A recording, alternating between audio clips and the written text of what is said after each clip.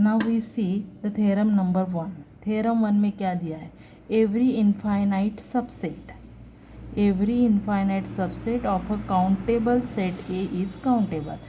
Means क्या दिया है? अगर आपके पास एक हद काउंटेबल सेट है, ठीक है, उसका कोई सबसेट जो इनफाइनाइट है, एक काउंटेबल सेट है आपके पास, ए लिया, उसका सबसेट ले लिया, ए का सबसेट लिया, ए काउंटेबल है, उसका सबसेट लिया ई, जो क्या है? इनफाइनाइट है।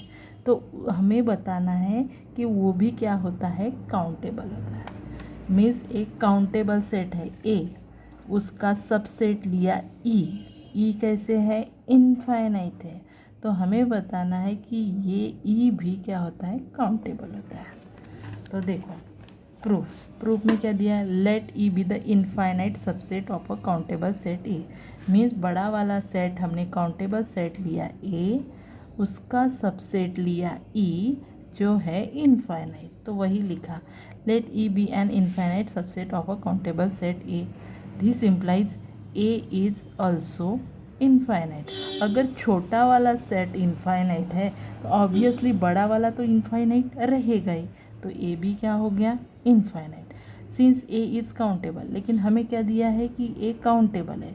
ए काउंटेबल है मीन्स इसका मीनिंग क्या हो गया कि काउंटेबल है मीन्स उसकी जो भी मैपिंग रहेंगी वो कैसे हम लोग जैसे हाँ मैपिंग रहती है जे के साथ, वो कैसे जे के साथ वो इक्विवेलेंट रहता है, बराबर है।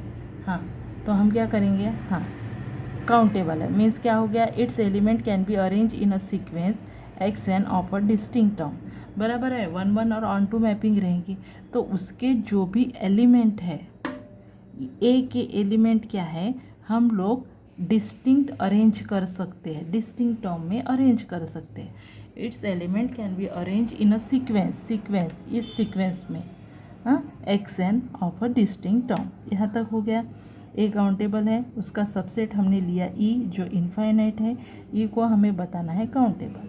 तो हम क्या बोल रहे हैं कि ई अगर इनफाइनाइट है तो बड़ा वाला सेट भी इनफाइनाइट रहेगा, ये इनफाइनाइट, लेकिन ए को क्या दिया है? काउंटेबल। ए को काउंटेबल दिया है मीन्स क्या हो गया कि ए के जो भी एलिमेंट्स हैं हम डिस्टिंक्ट सीक्वेंस में अरेंज कर सकते हैं।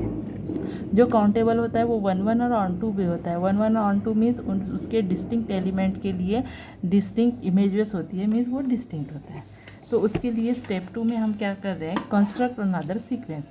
अभी हम क्या कर रहे हैं? अनदर सीक्वेंस कंस्ट्रक्ट कर रहे हैं, जिसको नाम दे दिया एन के एज फॉलोज। ठीक है, तो एन के सीक्वेंस है तो क्या किया? Let n1 be the smallest positive integer such that, इसका एन के का सबसे छोटा एलिमेंट क्या लिया? xn1 जो है सच दैट बिलोंग्स टू ई, इसका सबसे छोटा एलिमेंट ई में जा रहा है। अभी उसके बाद में क्या किया? Let n2 be the smallest positive integer such that, n2 भी स्मॉलेस्ट पॉजिटिव नंबर है, कैसे है? लेकिन n1 से बड़ा है, n1 से बड़ा है एंड xn2 भी ई में जा रहा है। सबसे छोटा लिया था n1, तो xn1 भी ई में जा रहा है। उसके बाद में बोला कि n2 भी स्मॉलेस्ट पॉजिटिव है लेकिन n1 से बड़ा है n2, तो xn2 ये वाला सीक्वेंस भी ई में जा रहा है। ऐसे ही प्रोसेस हम कंटिन्यू करते हैं तो हमें पॉजिटिव इंटीजर्स कैसे मिलेंगे? n1, n2, n3, n4, जैसे n1 से बड़ा n2, n2 से बड़ा n3, ऐसे मिलते जाएंगे। तो इस टाइप में हमें सीक्वेंस मिलेगा, n1 से n2 बड़ा, n2 से n3 बड़ा, ऐसे ही nk-1 तक। ये होगी सेकेंड स्टेप। फिर थर्ड स्टेप में लेट एन के B the smallest positive integer, ये भी स्मॉलेस्ट पॉजिटिव इंटीजर है लेकिन कैसे है? सच दैट इससे बड़ा है ना, nk-1 से nk बड़ा है, तो ये xnk भी ई में जा रहा है। हाँ, दस वी हैव मीन्स हमें क्या कर मिल रहा है कि ये सब xn1, xn2, अभी टू xnk ये सब ई में जा रहे हैं। ई में जा रहे हैं मीन्स क्या हो रहे? ये सब मिलके ई को बना रहे हैं। तो वही ये सब एलिमेंट हमने ई में डाल दिए, xn1 xn2 xn3 dot dot dot xnk dot dot dot N infinite subset of the countable set. ये पूरा क्या हो गया, ए का इनफाइनाइट सबसेट।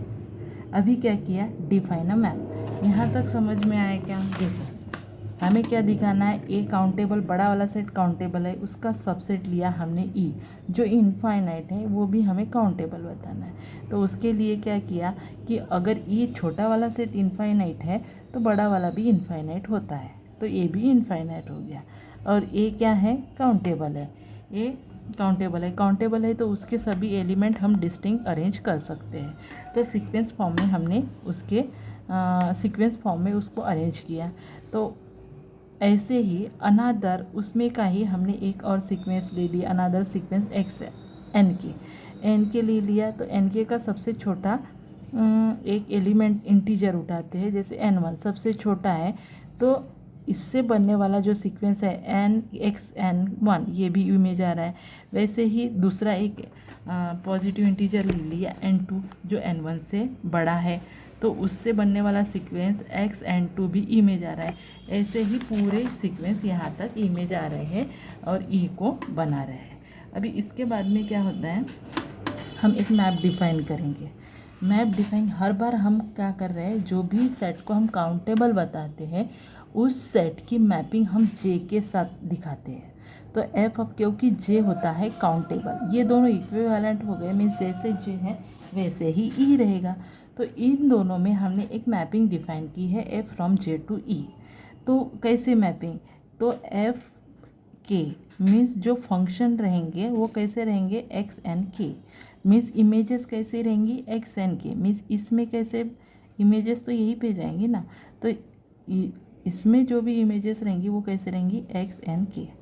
ठीक है, ये डिफाइन किया। But the elements A are arrange in a sequence of distinct term, therefore the elements of the E are also distinct. हाँ, तो but the elements of the A are arrange in the sequence of a distinct term. A में क्या है, जैसे ई है subset A का, तो ए में क्या है, पूरे जो भी एलिमेंट्स है, टर्म्स है, वो डिस्टिंक्ट टर्म्स है, इसमें डिस्टिंक्ट है, और ये इसका सबसेट है, ये इसका सबसेट है, तो इसमें भी डिस्टिंक्ट रहेंगे, है ना, क्योंकि E is a subset of A, means all x n के क्या रहेंगे, डिस्टिंक्ट। अगर ऑल एक्स एन के डिस्टिंक्ट रहे तो इसका मीनिंग हो गया ये जो मैपिंग है एफ फ्रॉम जे टू ई क्या रहेंगी, 1 1 भी रहेंगी, ऑन टू भी रहेंगी। अगर 1 1 और ऑन टू है तो ई क्या हो गया, इक्विवेलेंट टू जे, लेकिन जे तो हमेशा काउंटेबल होता है, E equivalent to J means J countable है तो ई भी काउंटेबल हो गया। ई काउंटेबल हो गया मीन्स क्या हो गया, ई तो इनफाइनाइट सबसेट है, किसका, ए का है, और ये काउंटेबल सेट है, means every infinite subset of a countable set is a countable. ये आपको बार बार पढ़ना पड़ेगा तभी दिमाग में जाएगा। ठीक है।